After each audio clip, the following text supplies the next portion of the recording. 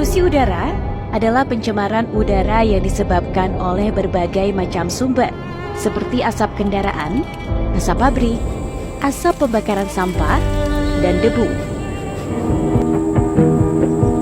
Salah satu solusinya adalah mengurangi beban Jakarta.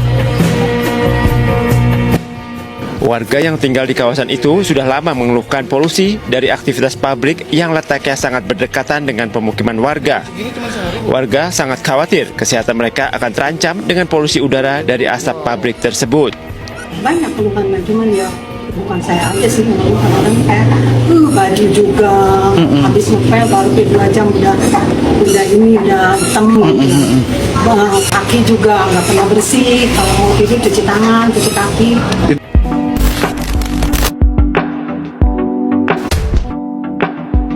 Dalam mengatasi polusi udara, peran pemerintah sangat penting.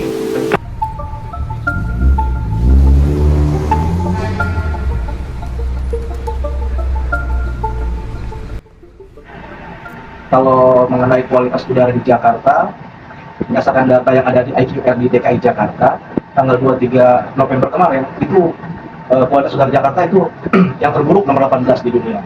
Sebenarnya lebih baik dibanding pada saat Juli dan Agustus, di mana kualitas udara Jakarta itu nomor 1 terburuk di dunia, dan bulan depannya nomor 2 di dunia.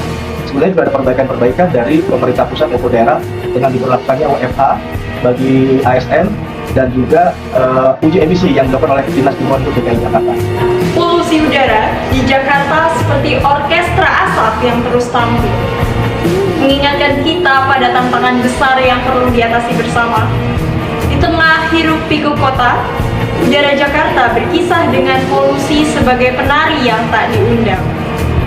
Asap industri menyulap langit Jakarta menjadi lukisan asap hitam sebagai jejak kemajuan.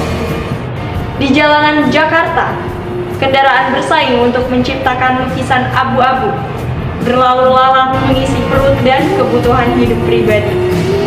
Manusia berlomba untuk membangun kehidupan tanpa memperhatikan kehidupan lain.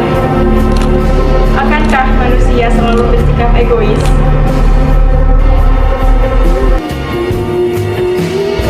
Jadi kalau sudah terlihat seperti berkabut warna kecoklatan, nah itu sebetulnya indikasi adanya polutan sekunder yang bereaksi dengan nitrogen lah. Jadi terbentuk reaksi NOx dengan uap air misalkan gitu ya. Nanti akan terbentuknya itu yang disebut dengan haze atau kabut fotokimia. Kenapa sekarang isunya tuh menjadi besar gitu ya? Karena kemarau kan airnya kurang, kondisi udara kering.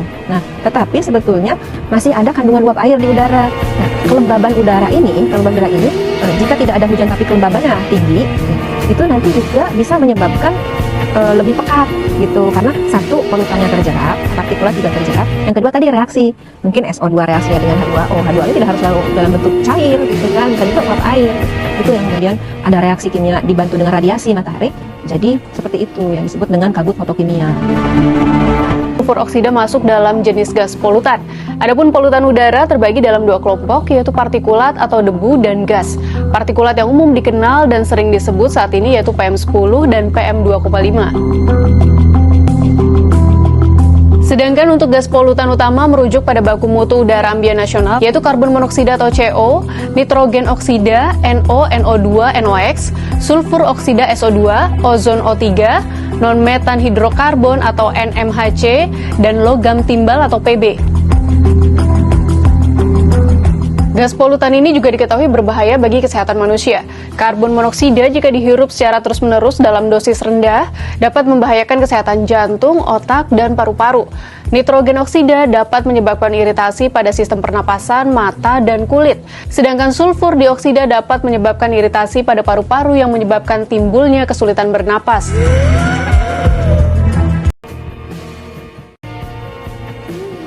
Perbaikan-perbaikan dari pemerintah pusat maupun daerah dengan diberlakukannya WFH bagi ASN, dan juga uji emisi yang dilakukan oleh Dinas Lingkungan Hidup DKI Jakarta.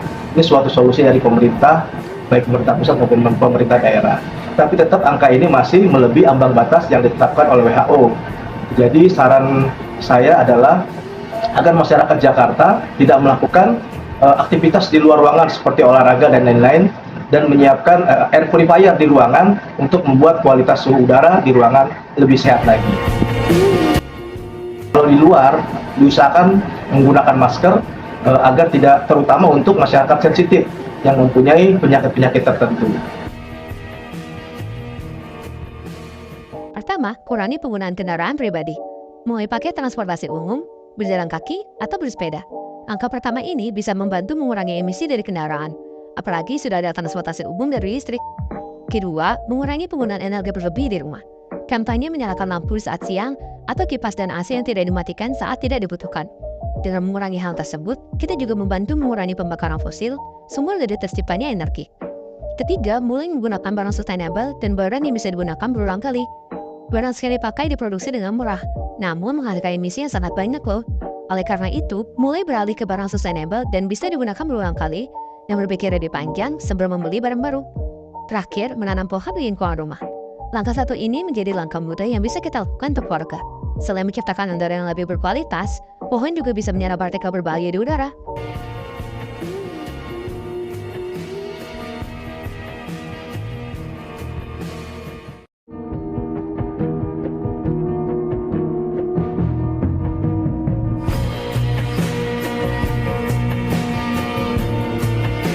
Polusi itu tidak hanya hari ini, sudah bertahun-tahun kita alami di ibu kota DKI Jakarta ini, bertahun-tahun kita alami.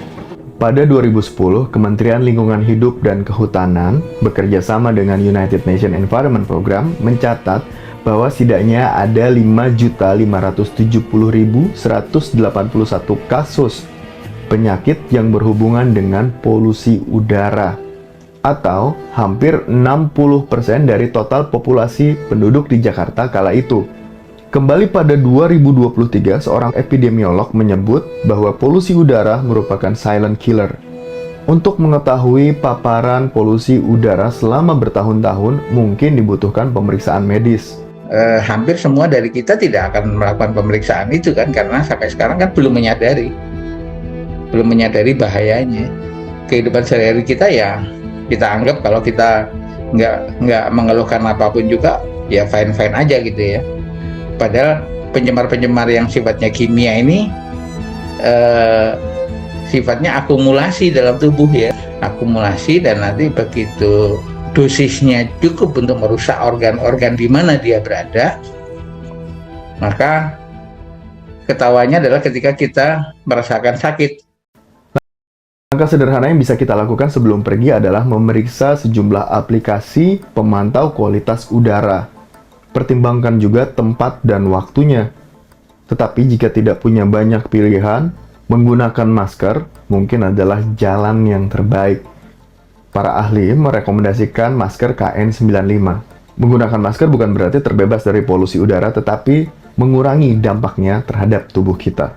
Kalau Anda ada di dalam rumah, bisa tutup jendela atau pintu jika kualitas udara dalam keadaan buruk. Atau pertimbangkan juga untuk memiliki alat pemurni udara atau air purifier.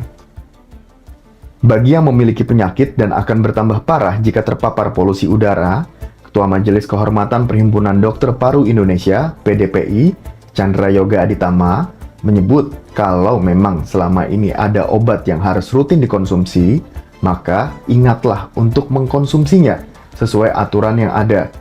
Kalau ada perburukan dan keluhan tambahan, serangan asma misalnya, maka segera berkonsultasi ke petugas kesehatan. Atau setidaknya gunakan obat yang memang dianjurkan untuk mengatasi perburukan keluhan.